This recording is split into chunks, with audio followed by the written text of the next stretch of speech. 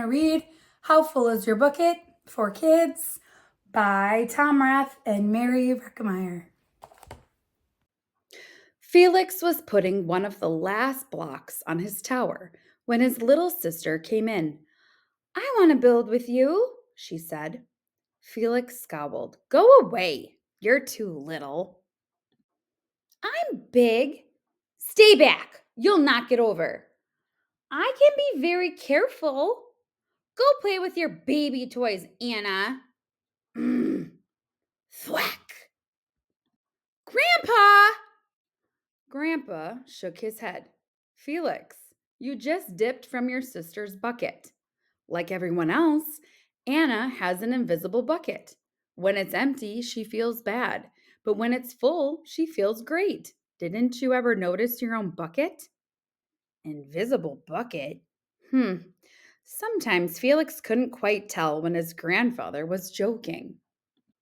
But the next morning, when Felix woke up, there it was, a small gray bucket floating above his head.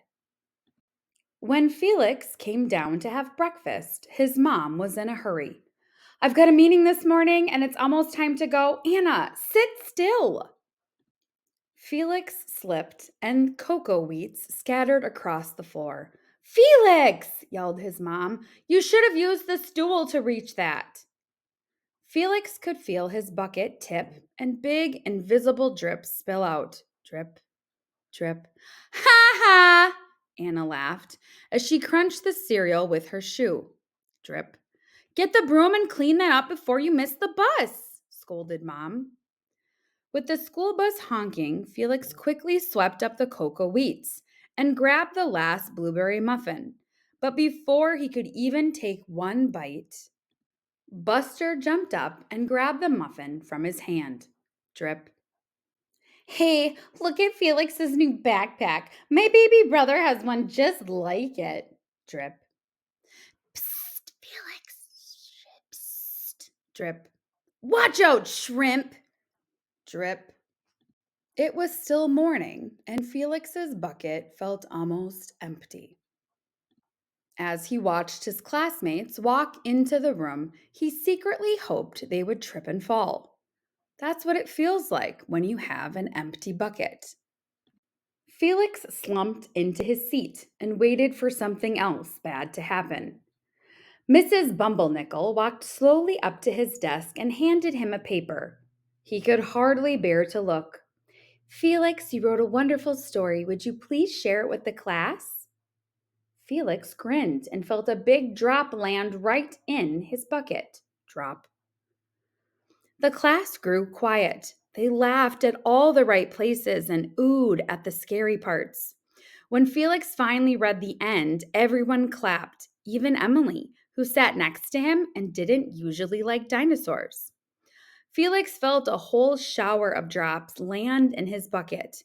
Maybe the day wouldn't be so bad after all. Drop, plop, blink, drop. "Love you, Mom." Drop.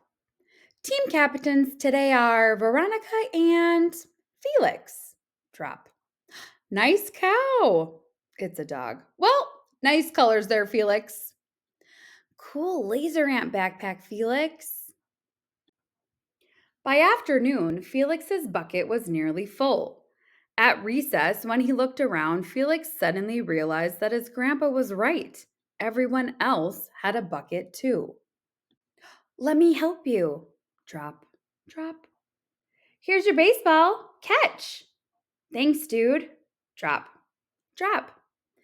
"Hi, I'm Felix. First day?" "Yes, I'm Amir."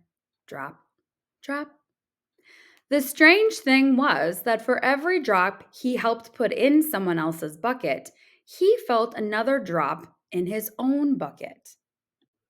When Felix burst in the door after school, he shouted, "You were right, Grandpa. I do have a bucket and I understand how it works."